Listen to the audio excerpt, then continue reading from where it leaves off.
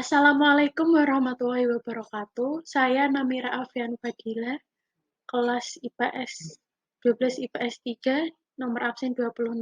Di sini saya akan mempresentasikan hasil kerja saya, mata pelajaran sejarah minat.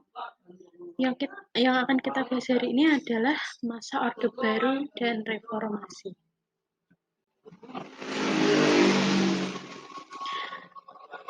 Gambar di samping adalah pidato pertanggungjawaban Soekarno mengenai peristiwa G30 SPKI ditolak oleh MPRS. 27 Maret 1968, MPRS menetapkan Soeharto sebagai Presiden Republik Indonesia. Kebijakan politik dalam negeri masa Orde Baru. Pelaksanaan pemilu tahun 1971 diikuti oleh 10 peserta pemilu, seperti Partai Golkar, NU, Permusi, PNI menempati posisi teratas. Hasil pemilu 1971 menetapkan MPR sebagai pengganti MPRS. MPRS menunjuk Soeharto sebagai presiden dan Sri Sultan Hamengkubuwono IX sebagai wakil presiden. Penyerahan partai politik pada tahun 1973, pemerintah Orde Baru menggabungkan partai-partai politik menjadi 3 kekuatan politik, yaitu Golkar, PDI, dan P3. Pemerintah Orde Baru berhasil menyelenggarakan pemilu berikutnya, yaitu tahun 1997, 1982, 1987, 1992, dan 1997. Seluruh hasil pemilu dimenangkan oleh Golkar.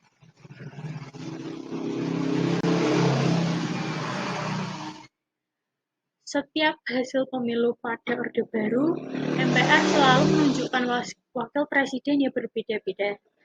Sri Sultan Hamengkubuwono IX pada tahun 1973 sampai 1978. Ada Malek 1978 sampai 1983. Umar Wirahadikusuma tahun 1983 sampai 1988. Sudarmono 1988 sampai 1993. Trisutrisno 1993 sampai 1998. B.J. Habibie 1998.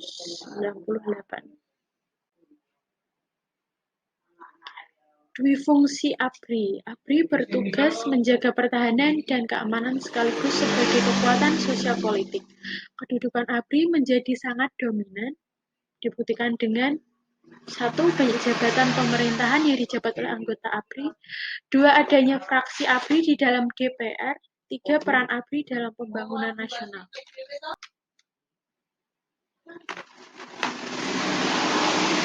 Kebijakan politik luar negeri masa Orde Baru. 1. Memperbaiki hubungan dengan negara-negara barat. 2. Memperbaiki hubungan dengan Malaysia melalui Jakarta Accord 1966. 3. Kembali menjadi anggota PBB 1966. 4. Indonesia menjadi pelopor terbentuknya ASEAN 1967. 5. Integrasi Timur Timur Indonesia pada tahun 1976. Permasalahan pada Orde Baru. Penyimpangan terhadap program pedoman penghayatan dan pengamalan Pancasila P4. 1. P4 bertujuan membentuk pemahaman yang sama terhadap Pancasila. 2. Namun program P4 dinilai tidak dilakukan dengan baik oleh pemerintah Orde Baru. 3. Mendapat protes dari para politisi dan tokoh senior Indonesia yang tergabung dalam petisi 50. Maraknya praktik korupsi, kolusi, dan nepotisme. Kebijakan ekonomi pada masa Orde Baru.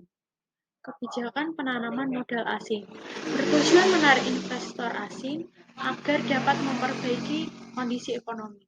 Penanaman modal asing akan menciptakan lapangan kerja dengan cepat. Perusahaan asing pertama yang menanamkan modal di Indonesia, pinjaman dana atau International Monetary Fund pada tahun 1967 dan Intergovernment Group on Indonesia tahun 1967. Masa reformasi. Di sini ada gambar masa reformasi. Kondisi Indonesia pada awal reformasi, krisis multidimensional 1997 dan Soeharto kembali ditunjuk sebagai presiden pada 1998 melahirkan gerakan reformasi. 12 Mei 1998, 4 mahasiswa Trisakti tewas tertembak saat melakukan demonstrasi. 18 Mei 1998, ribuan mahasiswa berkumpul di depan gedung DPR, MPR. 21 Mei 1998, Presiden Soekarno menyatakan mundur dari jabatannya. Kebijakan politik pada masa reformasi. Pemerintahan B.J. Habibie. 1. Mengesahkan Undang-Undang Kebebasan Pers. 2. Menyelesaikan masalah Timur Timur dengan referendum. 3. Pelaksanaan pemilu 1999 diikuti 48 partai politik. 4. PDI Perjuangan, Golkar, PKI berhasil mendapatkan suara terbaik dalam pemilu. Pemerintahan Abdurrahman Wahid membubarkan Departemen Penerangan dan Departemen Sosial. 2. Menetapkan agama Konghucu sebagai agama resmi di Indonesia. 3. Rencana dekret presiden yang berisi pembekuan DPR, MPR, dan Golkar. Pemerintahan Megawati Soekarno-Putri. 1. Mendirikan MK dan KPK pada tahun 2003. Mengeluarkan Undang-Undang Pemilihan Umum Presiden dan Wakil Presiden yang dipilih secara langsung oleh rakyat. Menghadapi sengketa Pulau Sipadan dan likitan dengan Malaysia. Menyelenggarakan pemilu tahun 2004 diikuti oleh 24 peserta politik. Pemerintahan Susilo Bambang Yudhoyono. 1. KPK diberi kebebasan untuk melakukan pemberantasan korupsi. 2. Menyepakati perjanjian damai dengan Gerakan Aceh Merdeka melalui perjanjian Helsinki berfokus pada pemberantasan mafia hukum, revitalisasi industri, pertahanan, dan penanggulangan terorisme. Peran pemuda terhadap ketatanegaraan di Indonesia. Salah satu contohnya adalah Gerakan Mahasiswa Angkatan 66, pergerakan dari mahasiswa yang menuntut penyelesaian terhadap peristiwa G30 SPKI 25 Oktober 1965, dibentuk Kesatuan Aksi Mahasiswa di Indonesia 12 Januari 1966, lahirlah 3 tuntutan rakyat Ritora. 21 Februari 1966, Presiden membubarkan Kabinet Dwikora dan digantikan dengan Kabinet Dwikora. 24 Februari 1966, Arif Muhammad tewas tertembak saat melakukan demonstrasi bersama massa. 25 Februari 1966, Presiden Soekarno membubarkan KAM.